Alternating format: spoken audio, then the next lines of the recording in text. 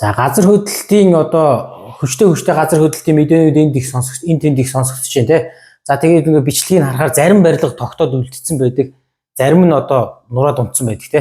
За тэр нь мэдээж барилгын хийц гэж бас чухал зүйл байгаа. Инженерийн чанар те. Хийцлийн чанар.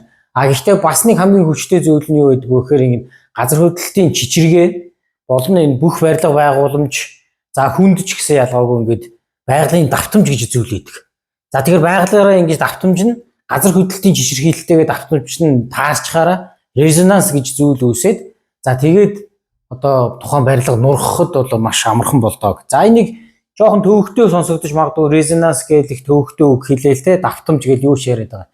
За тэгэхээр энийг би маш энгийн байдлаар ийм зүйл хийчлээ. За энэ дээр би харуулъя. За энэ гурван ийм барилга яг ижилхэн төстэй хийцэлтэй гурван барилга гол ялгаа нь өндөрчлөлтэй.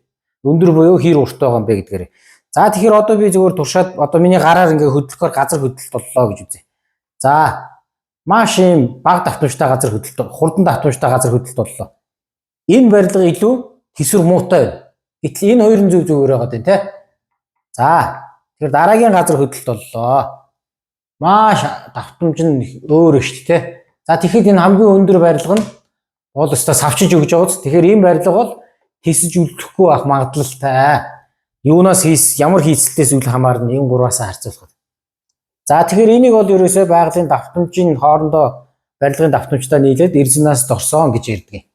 За тэгэхээр энийг бол одоо мэдээж инженерүүд одоо барилгын инженерүүд бол тооцох ёстой.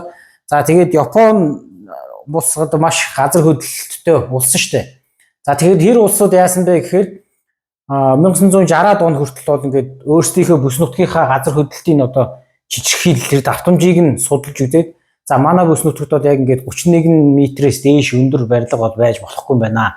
Тэгэх юм бол яг одоо энэ шиг одоо ингээд нураад унчих нэ, эрсдэлтэй болчих нэ гэдгээ судалж үзээд тэгээд 29 билээ 31 м-ээс дээшээ байж болохгүй гэх. Тэгээд сүүлийн үед бол мэдээж нөгөө нэг барилгын хийцэл өөрөө сайжраад за дээр нь одоо энэ газар хөдлөлтийг буцаадаг те ингээд хоригддаг ийм одоо үр дүнгийн хоригддаг ийм технологиуд сайжирсан учраас тэр одоо зохицуулалт бол авцсан юм байна. Тэгэхээр энэ дээрээс биднэрт магадгүй сургамж нь юу вэ гэхээр ер нь манай энэ бүс нутагт за Улаанбаатарын энэ маш барилгаж өндөр барилгачлалтай энэ бүс нутагт яг аль барилга нь одоо болохгүй хамгийн эрсдэлтэй юм бэ те аль барилга нь арай гайгүй юм бэ зөвхөн өндөр гэхээр болчдөг биш. Одоо энэ жишээ энэ бол хамгийн хөдлөд байна. Энэ давтамж. Тэр өндөртөө биш. Энэ бол яг барилгын газар хөдлөлтийн давтамжиндаа байдаг юм аа тисч үлдэх магадлал нь гэсэн ийм одоо энгийн концепцийг би одоо оюутан байхдаа геологийн сургуульд Ютагийн сургуульд оюутан байхдаа сурж исэн. Юуг одоо дахиж хийж үзүүлж байна. Профессороос сурж исэн давтамж гэдэг ойлголтыг.